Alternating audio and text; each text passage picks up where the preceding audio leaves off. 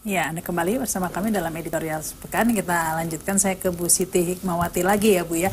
Ini begitu banyak gencarnya pemberitaan seperti ini bahwa narkoba sudah benar-benar seperti merajalela di Indonesia karena dianggap penegakan hukumnya lemah seperti itu. Nah, ini membuat orang tua semakin khawatir, apalagi kalau sampai menyasar anak-anak yang usia dini begitu. Nah, ini apa yang harus dilakukan oleh orang tua ini Bu Siti?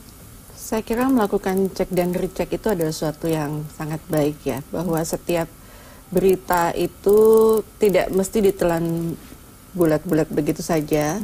Mungkin dalam hal ini ya salah satunya misalnya data-data yang ada di kami bisa juga menjadi suatu bahan referensi. KPAI juga menggunakan data-data yang resmi bahwa di situ dikatakan persentasenya sejauh mana, itu bisa dilihat, dicek. Dan juga dalam cara menafsirkan data itu sendiri. Ketika di surat kabar dikatakan di bawah 15 tahun. Nah, itu belum tentu langsung menjurus kepada segmen usia tertentu. Di bawah 15 tahun itu kan panjang sekali, Mbak. Jadi cara nggak mungkin ini karena gitu. Orang terpengaruh dengan seringkali ya tadi itu ada katanya permen narkoba dan lain-lain, jadi langsung masuklah informasi ini anak TK, SD begitu ya, terkena. Kita butuh sekali bantuan media untuk memberikan klarifikasi ini. Ketika ada suatu berita yang menakutkan, mengejutkan, itu cepat. Kayak ini sumber narkoba apa segala macam itu langsung cepat. Tetapi begitu kita sudah dapatkan yang asli, bahwa ketika itu sudah diperiksa oleh BPOM segala macam, itu media tidak menyebarkan kembali, sehingga seolah-olah tidak selesai gitu informasinya, seolah-olah hantu itu masih tetap ada, padahal sebetulnya hoax itu semua. Iya, ya memang mungkin hoax begitu ya Pak Ahmad Hisham, bahwa tidak ada mungkin atau hanya kasuistis ya kalau ada SD maupun TK. Tapi tetap saja kita harus waspada begitu ya, tetap saja ini meskipun hantu, tapi hantu yang sangat menakutkan begitu ya Pak. Apalagi yang terjadi di PCC itu anak SMP tapi ya yang PCC itu ya. Ada yang 9 tahun SD. Iya ada, tapi itu kasuistis di Kendari begitu ya. Tapi tetap saja itu cukup sebagai benar-benar menjadi momok lah buat orang tua. Apalagi kalau sampai ini dijadikan metodologi semacam teror seperti tadi itu. Ya, ini kembali lagi saya selalu menekankan ya bahwa negara itu intinya adalah keluarga. Jika kita ingin sebuah negara menjadi baik, harus diperbaiki, dimulai dari negara, termasuk untuk memerangi narkoba ini. Orang tua itu menjaga anaknya, lingkungan menjaga anak-anak di sekitarnya, dan sekolah pun menjaga anak didiknya. Polisi menjaga semuanya ya. Jadi antara anak, orang tua, lingkungan, dan kepolisian senegara itu berintegrasi melawan narkoba. Tidak bisa kita mengharapkan satu saja. Semuanya harus bekerja sama begitu. Tapi utamanya itu di keluarga. Ya. Harus dari keluarga. Iya, tapi meskipun ini mungkin ya Pak John Turman, karena meskipun kasuistis begitu ya di TK mungkin nggak ada di SD ini ya. Meskipun kasuistis, tapi tetap saja cukup membuat menarik perhatian para orang tua karena dampaknya begitu mengerikan nih, seperti yang kasus di Kendari itu PCC itu bisa sampai seperti zombie begitu kan ya Pak ya. Nah ini meskipun hanya kasuistis, tapi tetap semua orang sungguh ketakutan begitu ya menjadi hantu. Nah ini wajar kan Pak ketakutan seperti ini. Nah ini apa yang harus dilakukan orang tua ini Pak? Ya itu tadi, jadi kita dari Direktorat Tindak Pidana Narkoba tetap serius, tetap melakukan penanganan dengan serius. Kemudian kita tetap melaksanakan sosialisasi. Namun cuman pesan kita kepada seluruh warga masyarakat, mari kita waspada, kita selalu waspada terhadap lingkungan keluarga kita, lingkungan di mana kita tinggal. Kita waspada terhadap anak-anak kita. Ketika pulang, coba diajak komunikasi anak-anaknya. Ketika berada di lingkungan anak-anak itu, coba kita gabung di situ untuk melihat. Sehingga orang-orang tua yang selama ini was-was, hati-hati ya, jangan jangan bermain di situ, jangan bergabung dengan kelompok itu. Nah, kita memang betul-betul mewanti-wanti, jangan sampai di lingkungan kita ini, RT RW kita itu, fokuslah bagaimana kita melihat bagaimana anak-anak kita di tempat itu. Himbauan saya, mari kita ciptakan kewaspadaan secara nasional, tetapi tidak perlu dengan paranoid seperti itu. Iya, karena memang di era seperti ini nih ya, mungkin ke Pak Ahmad Ihsan lagi, informasi itu begitu cepat menyebar, tapi klarifikasinya tidak cepat, gitu ya. Ya mungkin itu permasalahannya. Iya, kita sebagai masyarakat yang sudah sangat lekat dengan mobile phone, kita harus cerdas menerima informasi. Tidak semuanya itu benar. Gitu. Baik, ini kita terima telepon lagi dulu ya. Halo, selamat malam. Selamat malam, Bu. Ya, silakan, dengan siapa, Pak? Ihsan di Tanjung Balai. Iya, silakan lagi Pak Ihsan. Tadi kan saya nelpon.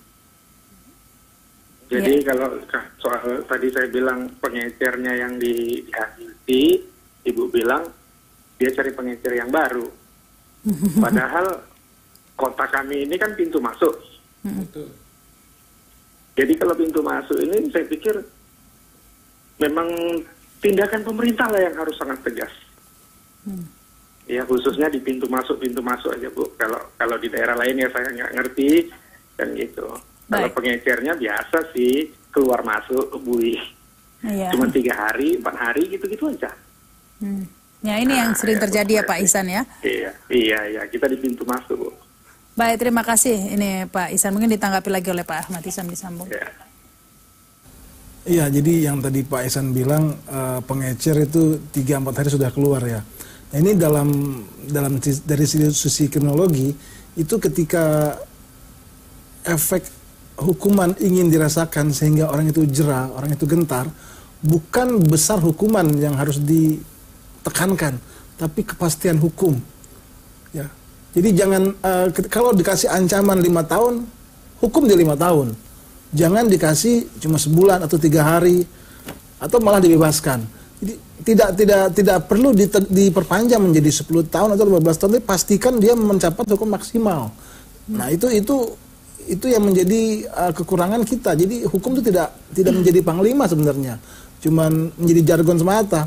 Kalau dia memang betul-betul terbukti sebagai pengedar, berikan hukum yang maksimal.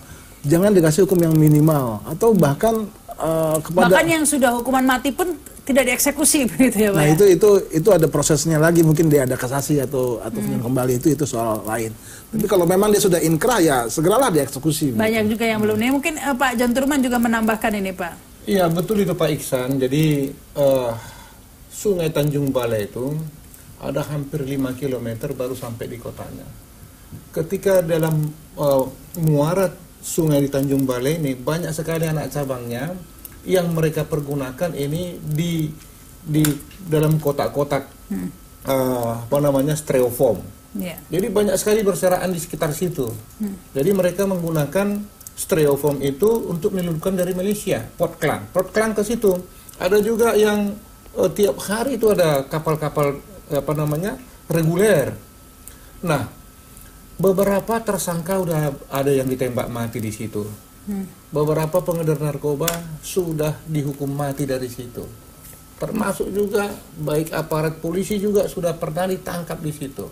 Masyarakat di situ juga sudah. Tetapi kenapa terus terjadi? Nah ini, kita perlu menyadarkan masyarakat bagaimana supaya mereka memiliki pekerjaan sehingga ketika mereka direkrut di situ, mereka menolak.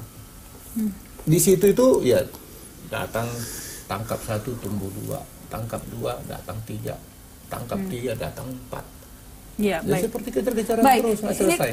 Mungkin tambahkan juga oleh Bu Siti Hikmawati. Hukumannya juga cukup berat itu Bu, bukan 2-3 hari. Iya. Ada yang kalau udah lebih 5 gram pasti divonis hakim itu karena ada maksimalnya sekian tahun, minimalnya 5. Dia ancaman hukumannya 6 tahun, 7 tahun, tapi baru 8 tahun. Misalnya divonis 8 tahun, 4,5 tahun sudah dia boleh kembali ke masyarakat.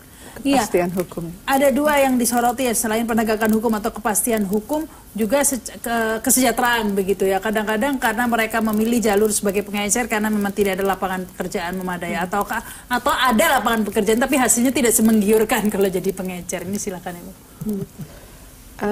Kalau saya berkaca kepada kasus Kendari kemarin misalnya ya, Mbak, itu masalah ekonomi menjadi sangat dominan di situ, di mana bahkan mulai anak-anak yang dari